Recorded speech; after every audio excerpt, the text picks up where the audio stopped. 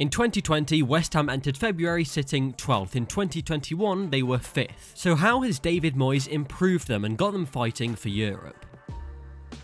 This season we're seeing a totally different West Ham United that are fighting near the top 4 spots, something that was totally unrealistic at the start of the season. West Ham did have a promising lockdown period, however. Out of the 9 matches played, they won 3, drew 3 and lost 3. This form was heavily influenced by Michail Antonio, who scored 8 and assisted 1. It was also a period of time for the new signings who joined in January 2020 to settle in more and prove their worth. And the transfers at the club is what has been the key to West Ham's progression under David Moyes. Those transfers in January included Jared Bowen from Hull City, Tomas Soucek from Slavia Prague and Darren Randolph as a backup keeper. As I highlighted at the time, Jared Bowen's transfer was one that made total sense. The reason for this is due to his incredible consistency in the Championship and an obvious quality that was too good for that league. He had been ready for the step up, and where West Ham needed a player in attack to rely on game in game out, Bowen was made their top target. In Soucek they bought someone who, in the words of Moyes, said fits the profile of the player we want. Soucek has scored 8 in 17 league matches before he left for West Ham, and I think this was a big reason as to why he was wanted. A starting midfielder who can play a significant role in the team, contributing to winning games. He's a player that gives you an advantage over the opposition, something that teams don't have in the height that he possesses. And what he's able to do with it, he's proven that in the past year by scoring goals that have been vital to West Ham's improvement. He's played every minute of the Premier League season so far. Partnering Declan Rice in the central midfield partnership, they complement each other very well. The continuing development of Declan Rice becoming the reliable defensive midfielder in the side has meant Soucek gets freedom to move into advanced areas and do what David Moyes instructs him to, and that's to offer a target in the box and the players on the flanks look to cross. He can then attempt to head the ball at goal himself or lay off a header to a teammate to win the second ball in a dangerous area. Tomas Soucek has won the most aerial duels in the Premier League so far with 146, 33 above McBurney in second. His 8 Premier League goals making the top goal scorer at the club so far this season. What we find with West Ham and scoring goals this season is how they're giving themselves the best chance of finishing opportunities. I say this as the average distance from goal for all of their shots taken is 15 yards away. That is the closest in the Premier League. A game that showcased this perfectly was against Crystal Palace. All their 3 goals came inside the 6-yard box. The first being a ball played into the box. Antonio receives it on the byline in a dangerous position. He's able to flick it into the 6-yard box, which of course finds Tomas Soucek to head it in. The second goal was a set piece. The ball floated in by Aaron Cresswell. It goes just over the head of Michail Antonio, but finds Soucek right in front of goal, who finished superbly by keeping it up with his left leg and then shooting on the volley with his right. An example of a goal where the combination of quality delivery from Cresswell and the influence of Soucek in the box can get the goal. The third goal was another set piece with Bowen whipping in the corner. It found Craig Dawson in the 6-yard box this time, and he could leap up, win the header and guide it in the back of the net to get West Ham the third of the game. A match which proved West Ham's ability to put the ball into areas that give them an increased chance of scoring a goal. Fornals chose to put the ball right into the box to Antonio in a position that's hard for Palace to defend, as it goes right behind their defensive line and makes the pass easy to make for Antonio. They are then able to take advantage of the delivery with players that are in the team such as Soucek and Dawson, who scored versus Palace. And well, they are 2 players that have been signed by David Moyes since his arrival. What West Ham do have is an over-reliance on Michail Antonio. In January, we saw the departure of Sebastian Haller as he joined Ajax in the Netherlands. Many fans were expecting another striker to come in as it's much needed for the team. And I even made a video on Boulaye Dia, who at one point last month seemed likely to join the club, but a deal never happened. You'd be getting qualities with him that are much needed when Antonio is out of the side. It's obvious what he brings to the side: the hold-up play and strength, taking up good positions, and a high work rate which sees him scoring and assisting for the team. He started 2021 off brightly with 3 goals and 3 assists in the Premier League, and he's so important for the team, which is why not signing a backup to him could cost West Ham in the second half of the season. Antonio does get injured regularly, and when he's out of the team, the difference can be seen in their performances. Similar to Wolves and the absence of Jimenez, it means that the midfielders are missing a quality outlet when they're looking to play forward. A player like Antonio buys time for teammates to be able to support him as he comes deep and looks to lay off passes to others around him. Not having another striker of his quality to cover for him could mean that West Ham miss out on crucial points that they need to qualify for Europe. Haller wasn't exactly performing well, and his departure is understandable. It didn't work for him under Moyes. But with the knowledge that he was leaving the club, I believe that it was vital to get someone else in to play a similar role to Antonio Antonio. Also crucial to the way that West Ham play are the fullbacks. On the left we have Cresswell, who's been playing in the Premier League for many seasons now, and he's more of the attacking one. And yes, both of them attack, but when we look on the right to the new signing, Coufal, he's made the most tackles for West Ham this season, more than Declan Wright with 53. Where we see that Cresswell has had the most key passes for West Ham this season with 39, Coufal has had 26, although that is the second most for West Ham. With how I explained earlier how close West Ham are getting to the goal when taking the shots, a lot of that is down to the delivery of the creative players, who mainly are Cresswell, Coufal and Bowen. So these fullbacks have been really important, bringing the energy and creative side to the game. But one other fullback that we're sort of forgetting about in this team because of his injury at the moment is Masuaku. When he was in the side, West Ham were playing a back five with Aaron Cresswell as the left centre-back and Masuaku as the left wing-back. Previous seasons, Masuaku hasn't exactly been able to find his place in the team, but when he was in it this season, he was really finding his place. Per 90, he was averaging 2.3 successful dribbles, and that is a really impressive stat, which puts it the second most for West Ham. But he was another player who was contributing to that creative side and supplying for the forwards with 1.1 accurate crosses per 90. It will be interesting when he comes back from his injury, if he comes back into the side, because it would mean going back to that back five formation. David Moyes has just done really well to utilise these fullbacks in the right way. The top three players for the most attacking third touches for West Ham goes Cresswell, Bowen, then Coufal, a stat which proves exactly how important the wide areas are to David Moyes and West Ham. So how strong are West Ham's chances of qualifying for European football? Well, in 2021 they've won 7, drawn 1 and lost 1, so the form this year has been looking really good. The poor side to their season is when they've been playing against the big six. They've drawn against Tottenham, Man City and losses to Arsenal, Liverpool twice, Manchester United and Chelsea. With all this being said though, their latest game was against Tottenham and they were able to win 2-1. They're doing well in the league by simply not losing any of their other games that aren't against the top 6, apart from Newcastle on the first game of the season. With this form and consistency against these kind of sides, it will see them stay around the European spots. Competing with the teams around them, Chelsea, Everton, Tottenham and Villa, is definitely going to be a tough ride for them. But West Ham are in the race, so let me know where you think they'll finish. I recommend that you don't miss out on future videos. Subscribe to Route 1 and like the video if you did enjoy.